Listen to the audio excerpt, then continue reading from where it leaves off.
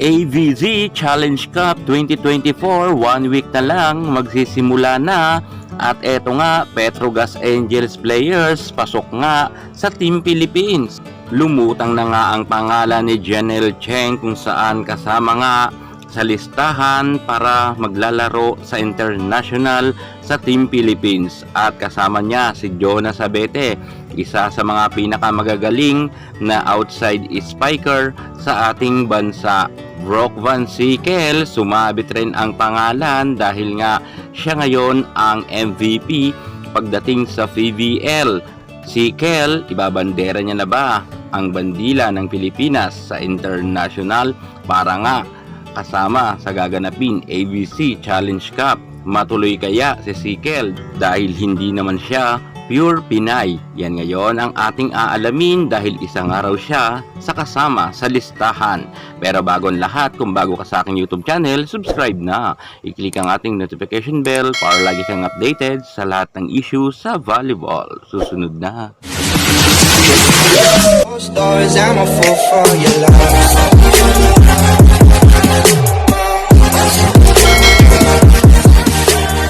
Usap-usapan nga ngayon si Brock Van Sickle pagdating nga sa Team Philippines sapagkat nga alam rin natin na hindi pa siya residency nga ng Pilipinas at sa ngayon daw ay inaayos nito ang mga papeles kung saan para makasama daw ito sa nasabi nating national team ng women's volleyball. At syempre hindi rin natin may kakaila na sobrang galing ni Brock Van Sickle at isa talaga siya sa masasabi natin na bago pa lang sa Pinas, ngunit nakadalawang MVP na agad ito. May napatunayan talaga siya, mapa-opensa at depensa ay meron talaga itong si Sickle. Kung wala talaga itong si Brock Van, alam natin na mangungulelat ngayon ang Petrogas dahil isa nga si Sickle sa mga nagpaangat nga ngayon sa pagkakalugmok nga ng Petrogas.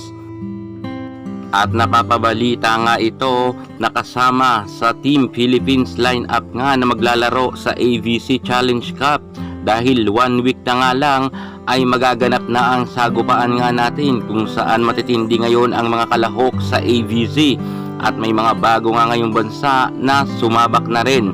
Mukhang kailangan na talaga si Sickle at ito nga si Davison para nga sa Team Philippines at malaki ang maitutulong ng mga nasabi nating happy na di umano. Pero syempre, kinakailangan daw talaga muna at least 3 years sa Pilipinas. Ayon sa usap-usapan, ngunit inaasikaso na raw nga ang papeles nito at maraming nananalangin nga ng mga Pinoy na sana ay makasama ito sa Team Philippines at malaki talaga ang maitutulong ni Sickle.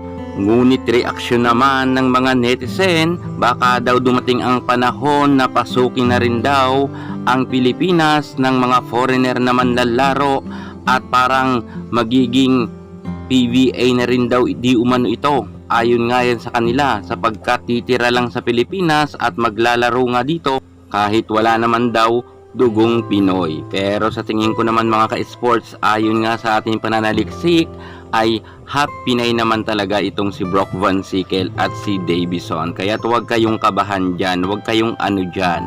Suportahan na lang natin ang ating Team Philippines kahit nga si Coach De Brito ang hahawak.